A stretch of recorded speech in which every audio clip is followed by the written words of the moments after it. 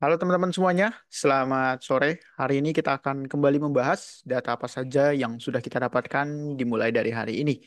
Langsung saja kita lihat di dalam kalender ekonomi. Di sini di hari Selasa kemarin kita baru saja mendapatkan data PPI di Amerika. Di sini menunjukkan adanya penurunan dari 0,2 menjadi 0,1 dan juga core PPI dari 0,3 menjadi 0% dan juga core PPI year on year juga menunjukkan adanya penurunan ya. Jadi secara keseluruhan data PPI menunjukkan adanya penurunan secara keseluruhan dan ini artinya produsen dari segi Amerika menunjukkan adanya perlambatan. Dan apakah data PPI kali ini akan selaras dengan data konsumen di Amerika ya?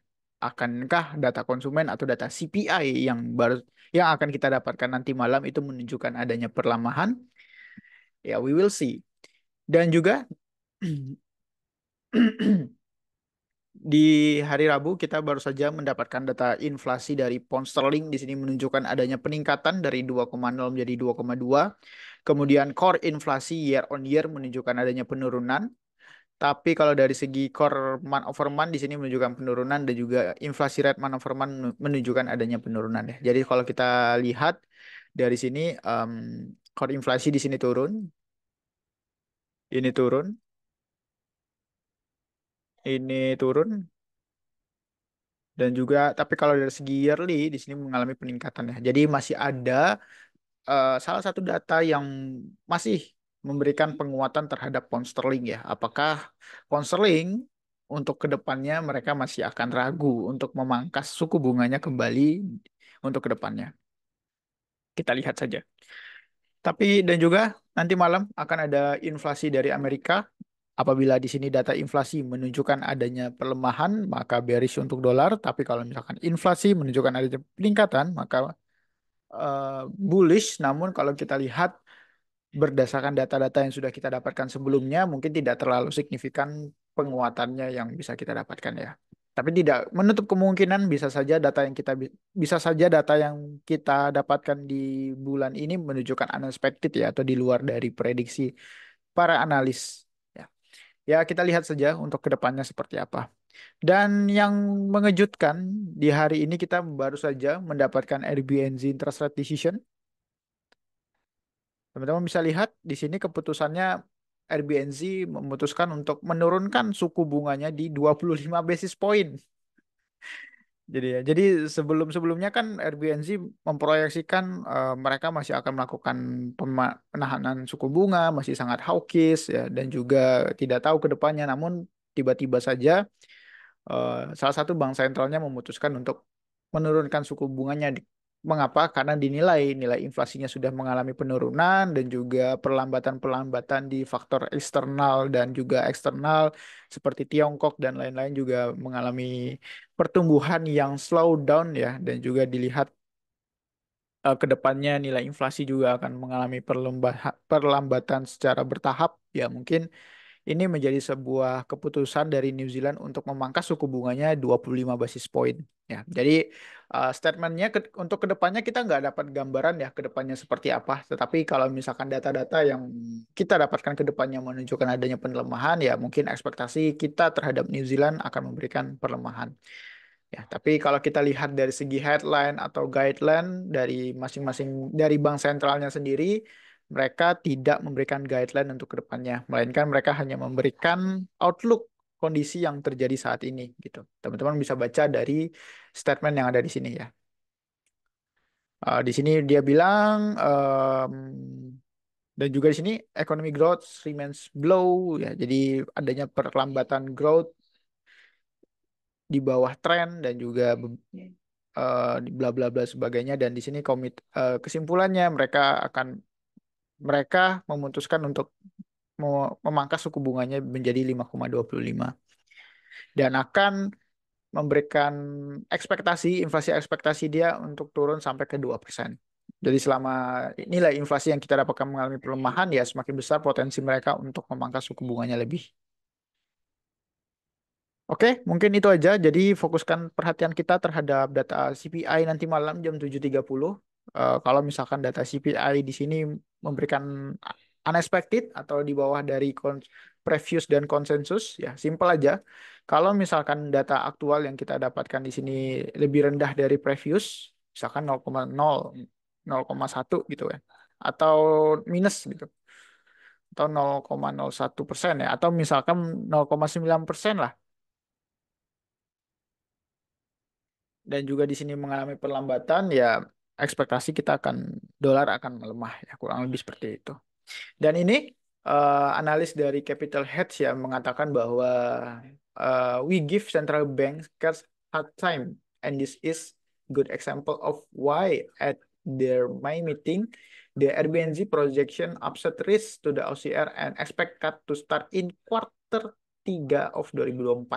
Jadi di bulan kuartal ketiga, yaitu kalau di kuartal 3 berarti Januari, Februari, Maret, ya Januari, Februari, Maret, April, Mei, Juni, Juli, Agustus, September.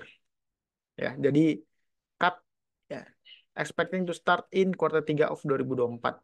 2.5 months later they are cutting rates. Ya, jadi ekspektasinya dimulai pada saat kuartal ketiga, namun yang terjadi adalah 2 bulan setelahnya gitu ya.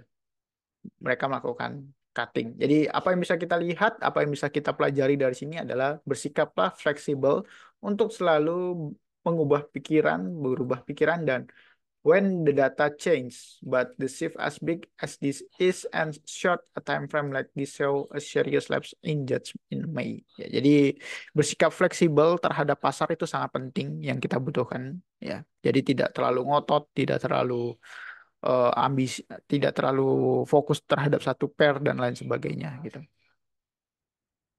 Dan di sini berita dari Airbnb mengatakan bahwa we consider to cutting 50 basis point today, consensus was 25.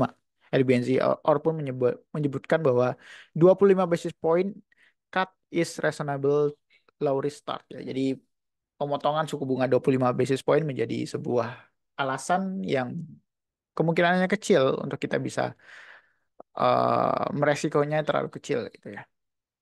Resikonya terlalu kecil untuk memangkas suku bunga 25 basis point dibanding 50 basis point. Dan dari New Zealand di sini ya, dari analis Bloomberg dia mengatakan bahwa New Zealand Central Bank cut interest rate embarking on easing cycle much sooner than previous indicate. Jadi cycle-nya sudah lebih cepat daripada yang diekspektasikan ya. Pasar tuh ekspektasinya tuh masih lama New Zealand itu ya, tapi New Zealand sendiri memutuskan suku bunganya lebih cepat dari yang diantisipasi. Ya, jadi seperti itu. Kalau kita lihat dari sisi headline berita maupun dari statement dari Airbnb di sini menunjukkan adanya peningkatan ekspektasi yang di luar dari ekspektasi. Apakah ekspektasi data inflasi nanti itu juga menunjukkan hal yang sama? Ya, kita lihat saja ya. Nah, kalau kita lihat dari segi teknikal ya, kalau kita lihat dari Euro USD, di sini sudah running posisi kita. Jadi dibiarkan saja. Kalau kita lihat dari segi time frame daily ya, di sini sudah membentuk sebuah higher high dan higher low. Tapi kalau teman-teman yang masih melakukan buy di sini, waktu itu silahkan di trailing stop aja. Jadi kan udah hampir 200, ya saya akan hold sampai di sini sampai 230 dan 300 ya. Ya, expect akan terus menguat ya kalau kita lihat dari segi teknikal ini sudah sangat jelas sekali bahwa higher high dan higher low di sini. Higher high, higher low, dan bisa saja data inflasi nanti akan memboosting penguatan euro USD. Kemudian Australian dollar ya di sini masih running profit, dan kalau kita lihat dari structure market di sini kan masih membuat higher high, higher low, higher high, higher low, dan expect masih bisa lebih tinggi lagi ya kalau secara teknikal ya. Dan juga New Zealand USD langsung drop ya ketika kita tahu bahwa New Zealand mangkas suku bunganya, ya kita lihat saja ke depannya seperti apa. Dan juga untuk GBP USD, kita update GBP USD, yep, sudah running hampir 130 pips, ya silahkan di hold saja ya, saran saya di hold. Dan juga kita punya Dow Jones, Di sini Dow Jones ya masih kuat, masih running hampir 30 pips. Jadi biarkan saja. Kalau secara structure ini sudah breakout dari candle bullish. Ekspektasi saya pada saat nilai inflasi nanti malam akan memberikan penguatan yang cukup besar ya potensinya. Tapi ya jaga risk manajemennya ya, jangan terlalu tergesa-gesa atau jangan terlalu agresif ya. Akan banyak sekali volatilitas yang di dalam pasar nanti ya. Ataukah dia nanti akan spek dulu ya nanti atau dia langsung bergerak bullish melanjutkan pergerakannya ya, itu tidak bisa kita kontrol ya.